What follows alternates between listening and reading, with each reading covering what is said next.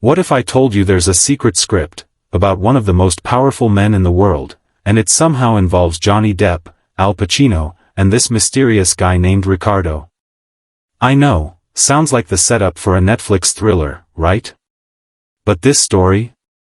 It might actually be wilder than anything a streaming service could dream up. See, sometimes reality and fiction get so tangled up, it's hard to tell them apart. And when you throw in politics, Hollywood, and a little secrecy, the result is something truly bizarre, and weirdly fascinating.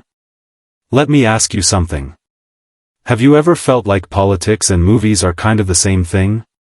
You know what I mean, the dramatic speeches, the carefully staged events, the heroes and villains, the crowd-pleasing slogans.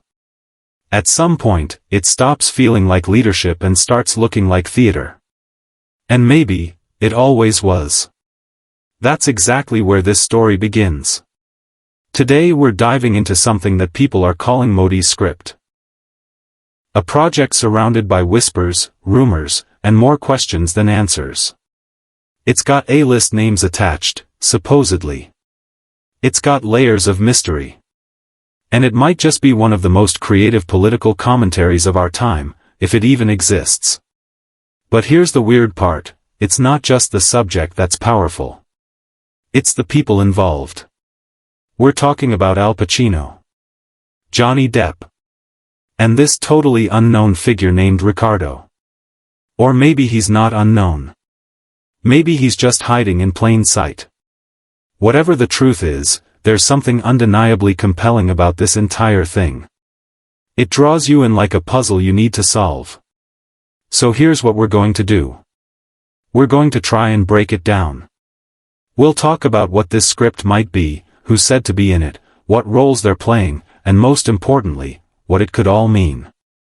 Because this story isn't just about entertainment. It's about power, image, and how we shape the people we choose to follow. Let's start with the basics. Modi's script, it's not a confirmed production. It hasn't been released, there's no trailer, no IMDb page. What exists is a kind of myth. A modern legend being passed around in artistic and political circles. Some call it a screenplay, others call it a dramatized memoir. Some think it's a symbolic play, using fictional versions of real people to make a point. What we know, or at least what people claim, is that it's a story based loosely on a political figure who resembles the Indian Prime Minister, Narendra Modi. But it's not a biography. Not even close. It's more like a reinterpretation of a legacy. A story that takes real-life influence and blends it with imagination, to explore not just what happened, but what it meant, and how it felt. This isn't your standard political documentary. It's not here to prove points or argue policy. It's here to ask questions. To explore how power changes people. How it bends narratives. How it controls perception. The script, apparently, reads like a noir drama. Dark lighting. Sharp dialogue. Unreliable narrators. And most importantly, no clear answers. Just questions. The kind of questions that stick with you. And that brings us to the casting. The faces behind the mystery. First up, Al Pacino. Now, think about that for a second. Pacino is an icon. One of the most respected actors of all time. From The Godfather to Scarface to Scent of a Woman, the man knows how to embody complicated power figures. And in this story, he's not playing the lead. He's playing the mentor. Who's the mentor? Supposedly, he's a guide. A voice from the past. Someone who once held power and now watches others take the stage.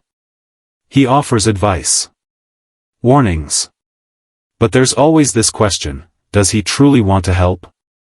Or is he just reliving his own glory through someone else? The character's morally gray. Wise, but maybe manipulative. Supportive, but also calculating. And if you've seen Pacino act, you know he's perfect for that kind of depth. His voice alone carries the weight of years, of battles fought in shadows, of regrets that never really went away. People who've supposedly read parts of the script say you can hear Pacino's voice even in the lines. Like the role was written with him in mind. He's not just cast for fame. He's cast for resonance. But while Pacino brings the gravity, the weight of the past, the legacy of old power, Johnny Depp brings the chaos. Depp is the opposite. He doesn't do straight lines. He's the guy who shows up in a scene and you instantly wonder what he's up to. He's unpredictable. Offbeat. And in this story, he's playing Riccardo. Now this is where things get weird. Because no one really knows who Riccardo is.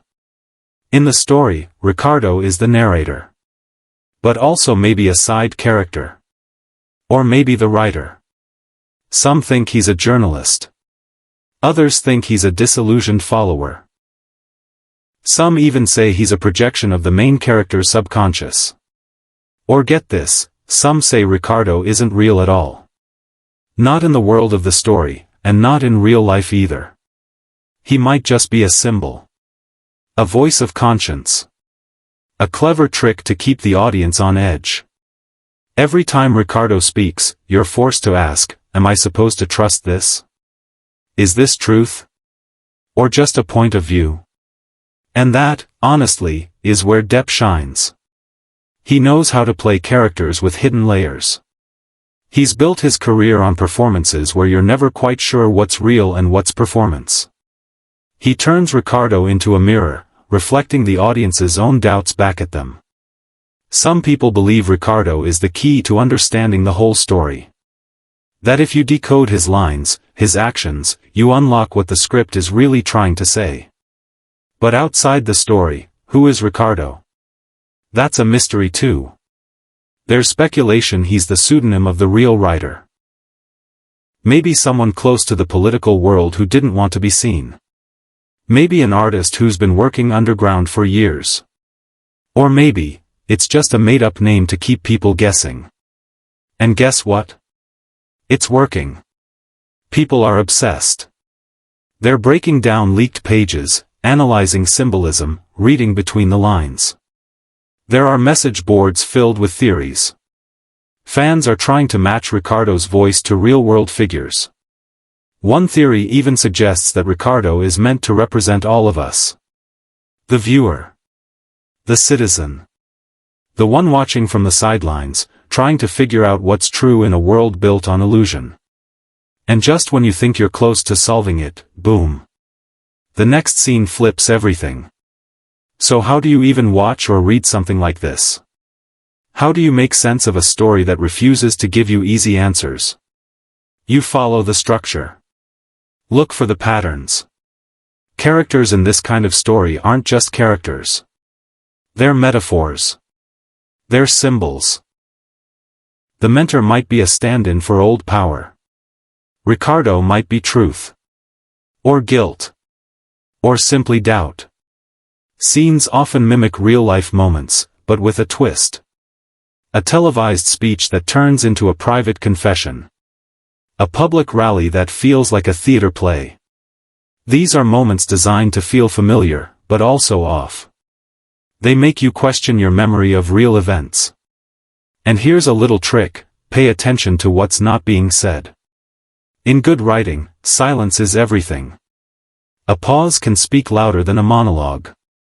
And Riccardo's dialogue is full of silences. He avoids direct answers. He speaks in metaphors. He tells stories that sound like parables. You'll find yourself leaning in, trying to hear between the lines. And yeah, I know it sounds crazy, but also, wardrobe. Don't ignore it. In stories like this, clothing is never just clothing. Power is often shown through style. Simplicity is often a cover for complexity. A neat haircut can mean control. A rumpled jacket can signal rebellion. And one comment from a supposed script reading keeps popping up, the more neutral the costume, the more dangerous the character. Now that gives you chills, right? Because suddenly the quiet character in the background, the one no one's paying attention to, might be the one pulling all the strings. And honestly, that's why this story works. It's not about proving anything. It's not about facts or figures or political arguments. It's about mood, feeling, perspective. It's a mirror, a question, a challenge. It doesn't give you answers. It gives you yourself. And here's my advice. Don't go through it alone. Watch it, or read it, with friends. Talk it out. Share your theories. One person might see Riccardo as a whistleblower. Another might think he's the villain. That kind of discussion, that's where the magic happens. Because when a story makes you think, when it makes you talk, when it makes you feel something, that's when you know it matters. So yeah, I'm curious. If you could cast one actor to play a world leader, who would you choose? And why? What would you want them to show? Strength, vulnerability, ambition, regret? Drop your pick in the comments. I'd love to hear your take. And if you found this story as fascinating as I did, make sure to check out our deep dive into the scripts that changed history. There's a whole universe of stories like this, bold, strange, unforgettable. And hey, if you enjoyed this ride, give it a like. Subscribe. Ring that little bell. Not just because it helps us, but because it tells the algorithm, hey, more of this weird, thoughtful stuff, please. Thanks for being here with me. Seriously. Until next time, stay curious. And keep asking questions. Because sometimes, the script is just the beginning.